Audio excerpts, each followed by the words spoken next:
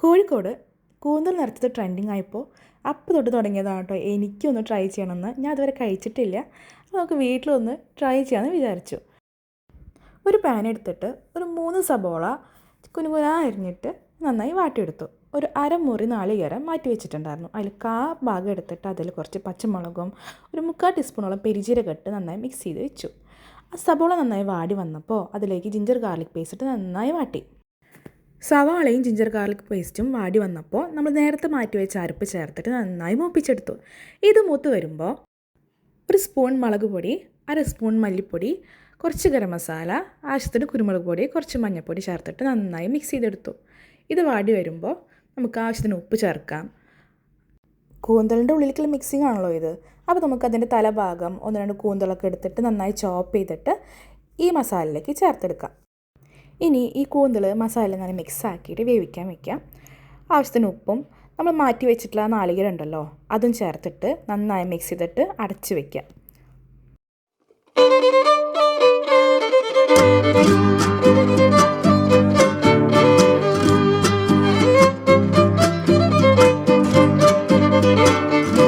കൂന്തലിൻ്റെ mixing നന്നായി വെന്ത് വന്നിട്ടുണ്ട്. ഞാൻ കുറച്ച് കറിവേപ്പില ഇട്ടിട്ട് മൂടി വെച്ച് ഒന്നുകൂടി വേവിച്ചു. ഇനി നമുക്ക് നമ്മുടെ കൂന്തലെടുക്കുക. നന്നായി ക്ലീൻ ചെയ്തിട്ട് കറക്റ്റായിട്ട് ഞാൻ വെട്ടിയെടുത്തിട്ടുണ്ട്. ചെറിയ കൂന്തലെടുക്കാൻ ശ്രമിക്കുക കേട്ടോ. വലുതെടുത്ത് കഴിഞ്ഞാൽ കുറച്ച് വേവാനായിട്ട് ബുദ്ധിമുട്ട് തോന്നിയായിരുന്നു. ഈ ചെറിയ കൂന്തൽ വെച്ചെങ്കിൽ കുറച്ച് നന്നായിരിക്കും. ഒരു ടൂത്ത് പിക്ക് എടുത്തിട്ട് കൂന്തലിൻ്റെ ഉള്ളിൽ ഫില്ലിങ് നിറച്ചിട്ട് അതിങ്ങനെ പിൻ ചെയ്ത് വെക്കുക.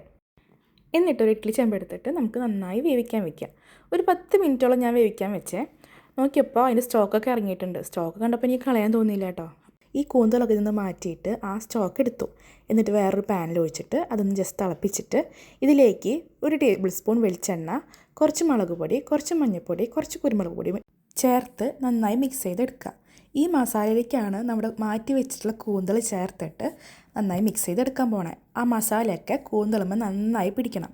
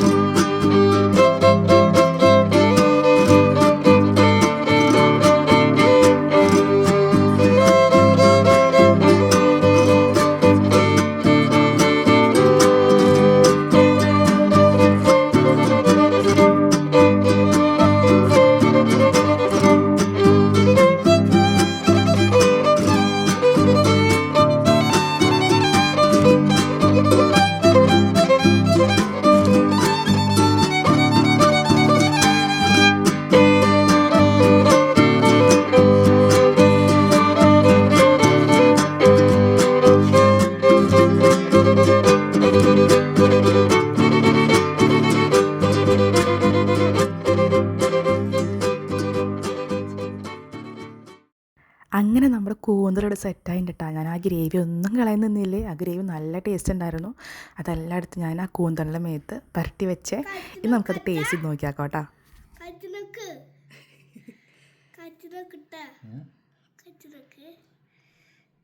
ചൂടുണ്ട്.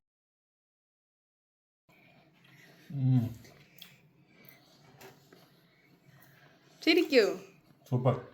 ശരിക്കും സൂപ്പറായിട്ടാ? സീരിയസ്ലി? Yes.